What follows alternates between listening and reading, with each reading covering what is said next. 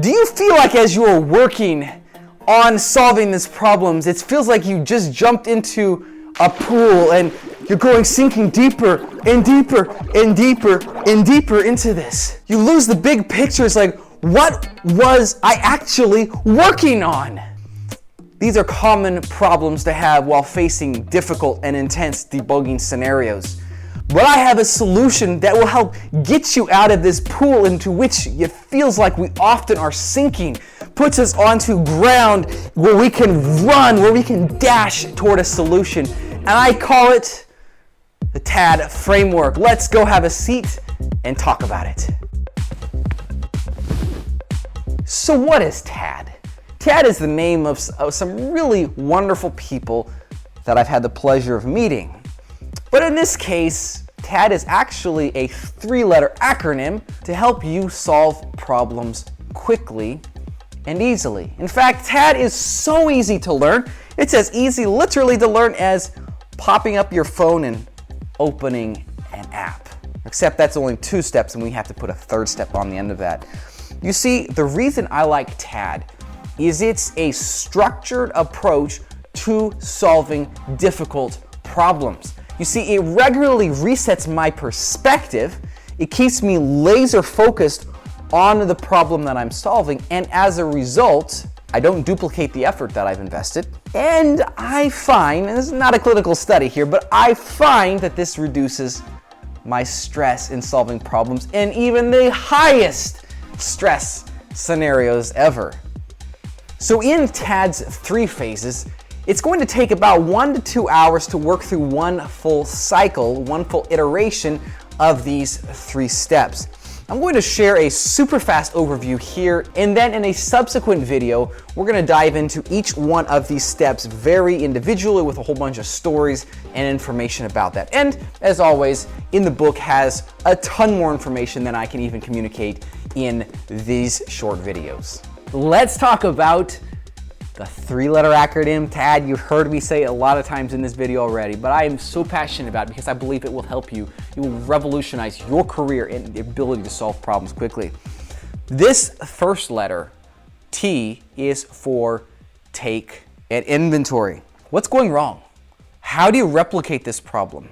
What are the factors that are coming into play in this challenge that you're facing? That's kind of the first part of this. The second part is actually diving into the code, stepping through it in your debugger, Xdebug. Hopefully you have that installed. Otherwise, I have a free course called Mastering Xdebug, and you're able to teaches you how to get into Xdebug.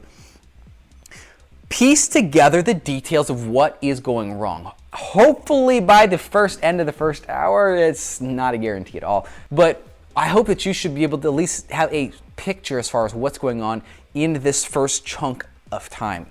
The goal is that you exit take an inventory with an understanding of the problem. Number 2, the letter A. So we have the first one is T for take an inventory. The second one is A for attempt a fix.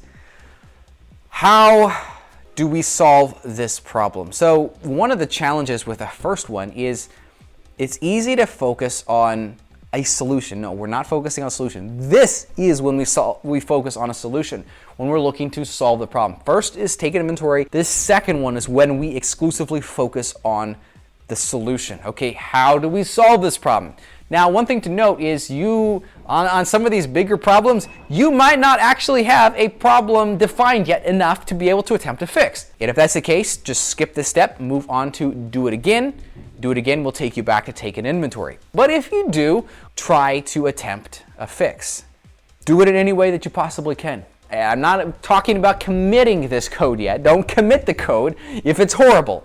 Put a comment in there so you know that you edited it. But make a change, implement something really quickly. Is this going to truly solve the problem? If yes, wonderful. Congratulations. It's a first round fix. But if not, like me, you're probably going to have to proceed on one way or another to do this again. Okay, step number 3 is where we take a step back, we take a deep breath, maybe do some yoga, and we see exactly what is going on. You see, as we are in these phases, Yes, they're only an hour, but even still then, we can get so hyper-focused on one little aspect of the problem, we kind of forget the big picture. This is when we zoom out, we say, okay, what are we doing here? Oh, we're working on this problem. And again, in the next video, I'll have a lot more practical examples for you as far as how this stuff works. I find it really important to step away from my computer for even just 5 minutes. Don't like do something completely radically different.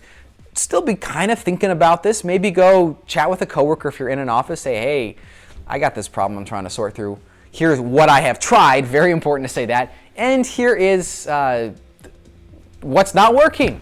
Do you have any suggestions for me? And at that point, maybe they do, maybe they don't. But if nothing else, you were working through one of the strategies and one of the tools that I discuss in this book called the rubber duck. If you haven't heard of the rubber duck before, look it up online, or you can read about it in detail in this book. So do it again is about zooming out, refocusing, but looking at this problem again with a fresh pair of eyes. So that's number 3.